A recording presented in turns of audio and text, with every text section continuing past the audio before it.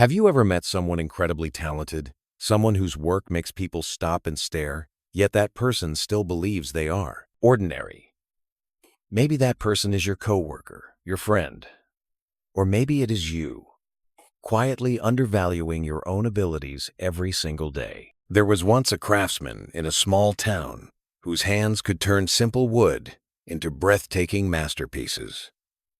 People traveled miles to see, yet despite his rare gift, he lived like the poorest man in the village because he believed his work was worth almost nothing. People admired him, praised him, even relied on him, but whenever it came time to name a price, he always lowered his head. He charged less than anyone else, apologized for his work, and thanked customers as if they were doing him a favor. And slowly, without realizing it, the world began to believe exactly what he believed about himself, that his talent was ordinary, his work replaceable, and his value small. This is the story of the poor man with golden hands.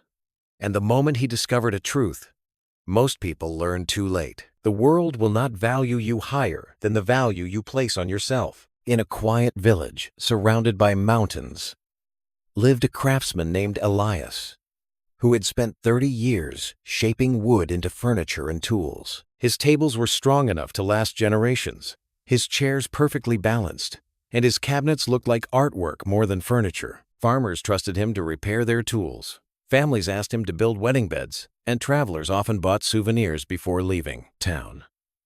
People admired his precision and patience, and some even whispered that Elias had the hands of a master artist. But Elias never believed those compliments, because in his mind he was simply a poor man trying to make a living. Whenever someone praised his work, he would laugh softly and say anyone could do the same with enough practice. When customers asked the price, he always hesitated before naming a number smaller than what the work deserved. And if someone complained or bargained, Elias immediately lowered the price again without hesitation or argument. He believed kindness meant asking for less and expecting little. He believed humility meant never thinking his work was valuable. What he did not understand was that humility without self-respect slowly turns into self-erasure. And the world notices that very quickly. At first, the villagers appreciated Elias because his work was excellent and his prices were unbelievably cheap. But over time, something subtle began to change in the way people treated him. They no longer spoke about his craftsmanship with awe. Instead, they spoke about his cheap prices with excitement.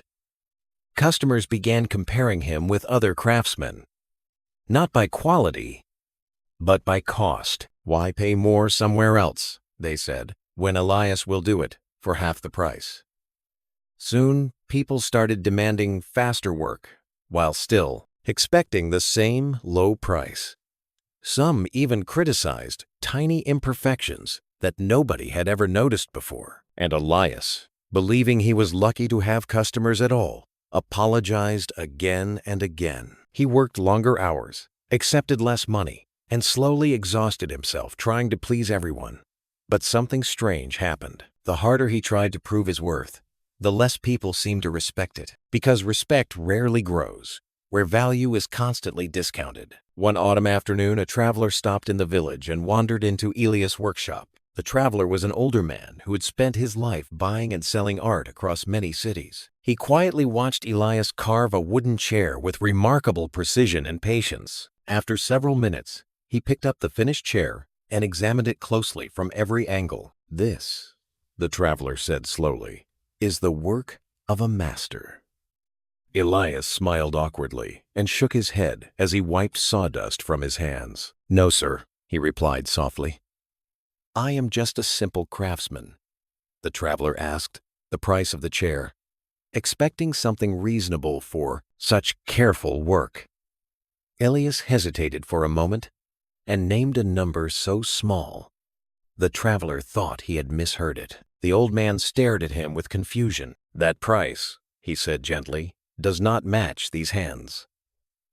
Elias laughed nervously and insisted that was already more than fair. The traveler then said something that would stay in Elias' mind forever. "The world does not decide your value first. You decide it, and then the world slowly agrees. The traveler explained that he had seen many talented artists fail for the exact same reason. Not because their work lacked quality, but because their belief in themselves lacked strength. He told Elias about painters whose masterpieces sold for almost nothing because they were afraid to charge more. He told stories of musicians who played for coins while less talented performers filled large concert halls. And the difference between them was rarely talent. The difference was how they defined their own worth. People feel the value you believe about yourself, the traveler explained calmly. If you treat your work like something small, the world will treat it the same way. But if you respect your craft and price it with confidence, people begin to see it differently. Elias listened quietly, unsure whether to believe such a simple explanation. For 30 years, he had thought humility meant asking for less. Now he wondered if humility and self-respect were supposed to walk together, not fight each other. The next morning, Elias did something that made his heart race with fear. Not dramatically, not arrogantly, but fairly, according to the time, skill, and care each piece required. When the first customer arrived and asked for a table, Elias calmly explained the new price. The customer frowned, surprised by the difference, and began to bargain like many had done before. For the first time in decades, Elias did not lower the price immediately. He simply explained the craftsmanship, the materials, and the hours involved in building something that could last generations. The customer hesitated, then quietly left the workshop. Elias sat alone for a long moment, wondering if he had just destroyed his livelihood. But something unexpected happened later that afternoon. Another villager entered the workshop, admired the furniture, and asked for the same table. Elias explained the price again, with calm confidence. This time, the customer nodded and said, "That seems fair." And he placed the order without hesitation. Over the next few weeks, Elias noticed subtle but powerful changes in the way people treated him. Some customers who only wanted cheap work stopped visiting his shop entirely. At first, that felt like a loss, but slowly new customers appeared. People who appreciated quality and respected the effort behind it. They asked questions about his techniques, admired the details, and spoke about his work with genuine admiration. Word spread that Elias was not just a cheap craftsman, but a master furniture maker whose pieces lasted for decades. Interestingly, his workshop became busier than before, not because he worked more hours, but because the people who valued his work were willing to wait for it. Elias realized something powerful. When you raise the value you place on your work, you also raise the type of people who are attracted to it. Cheap prices attract cheap expectations. True value attracts true respect. Months later, the traveler returned to the village and visited Elias' workshop again. This time, the shop was full of customers admiring carefully crafted furniture. Elias greeted the old man with gratitude and showed him a new chair he had recently finished. The traveler asked the price again, curious whether anything had truly changed. Elias calmly named a number nearly 5 times higher than before. The traveler smiled immediately because he could hear confidence instead of apology in the craftsman's voice. "And do people pay that price?" the traveler asked with a playful grin.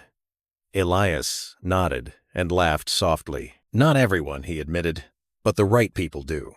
At that moment, Elias understood something deeper than money. His hands had always been golden, but for years, his mind had treated them like ordinary tools. Many people today live the same story as Elias, without realizing it. They work hard, develop real skills, and carry quiet talent that others can see clearly. Yet inside their own minds, they still believe they are not good enough to ask for more. So they lower their expectations, lower their prices, and sometimes even lower their dreams. Then they wonder why the world seems to overlook their value. But the world is often simply responding to the message they send about themselves every day. Confidence does not mean arrogance or pretending to be perfect. Confidence simply means acknowledging the value of what you bring to the table.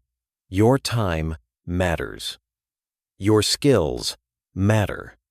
Your effort matters. And when you begin to respect those things, others slowly begin to respect them too. The story of Elias leaves us with 3 practical lessons anyone can apply in everyday life.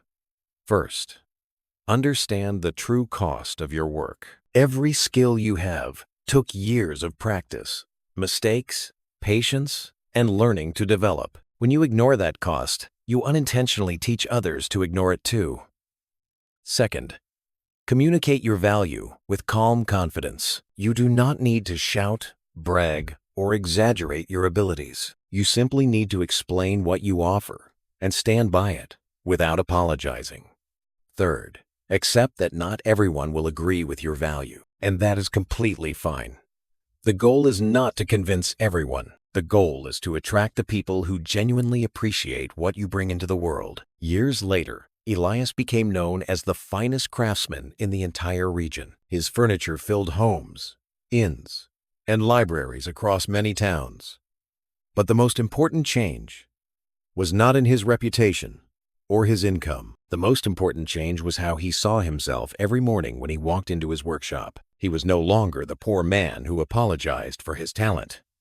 He was the craftsman who respected his own golden hands. And the moment he changed that belief inside himself, the world slowly changed its belief about him too. So if you remember only one idea from this story, let it be this: before the world decides your value, you must decide it first. Because the price you place on your own worth quietly teaches the world how to treat you. And sometimes the difference between a poor life and a respected one is not talent at all. Sometimes it is simply the courage to believe that your hands are already golden.